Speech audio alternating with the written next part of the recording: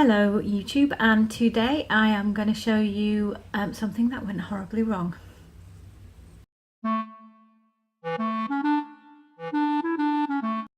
As you know, if you've been following my channel, I have been experimenting with my cover stitch machine and I've been making some Moji trousers. Now I've tried a second pair in some green jersey. Here it is, green jersey. And I wanted to do exactly the same detail as I did before, which was a line of decorative cover stitch on the edge of the pockets. Now when I watched my Craftsy course about using my cover stitch, one of the things that the teacher said was that a common mistake is to not put the foot down on your cover stitch. And I thought, well, that's very strange, I wouldn't do that. No. But of course, what did I do? I didn't put the foot down on my cover stitch at one point, and she did say in this course that it often happens when you have a lot of fabric underneath the foot and you just forget, and that is. So I'm going to show you what happens when you try to sew with a cover stitch when you don't put the foot down. You ready? There you go, look at that, it's a total thread tangle. Look at it. Can it camera focus a little bit? It's not really the look anyone was looking for. And I sewed it on this side and I was thinking, oh yeah, well this is the reverse.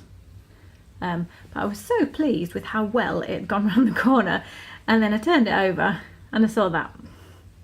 So yes, so today I'm going to unpick and redo, and I'll show you that very quickly in this short video.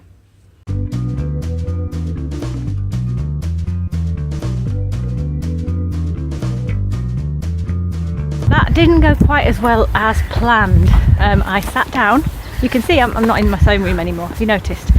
I sat down to unpick and I sat there and I continued to try and unpick and I sat there and I continued to try and unpick, and what I have learned today is that it's really flipping difficult to unpick chain stitching or cover stitching that's gone wrong. And I started to get in a real tiz. I'm walking uphill so you hear me go. I started to get in a real tiz, and basically I've made the decision I'm not going to unpick.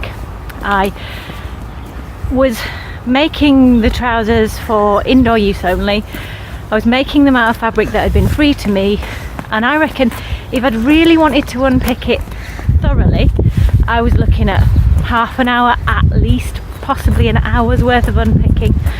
Possible holes in the jersey, definite tantrums, so I stopped. And because I'd got into a big tiz, I came out for a walk, because during that process I'd also thought, oh, and now it's starting to go dark as well and everything is wrong. And to cheer me up on my walk, who's come with me? Come on. Felix and who else? Teddy, because it's actually impossible to be grumpy when Teddy's around. Where are we now, Felix? In the park. What are we doing? Mommy's on the swing. And you are? Yeah, cool, and I'm moving. This will probably make everyone seasick.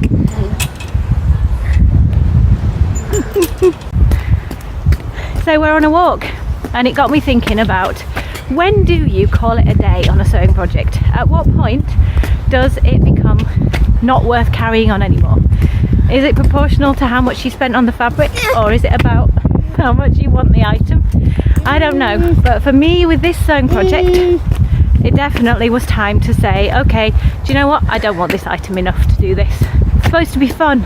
Sewing is supposed to be fun, and if it's not fun, then I'm going to stop. And here I am out for a walk instead.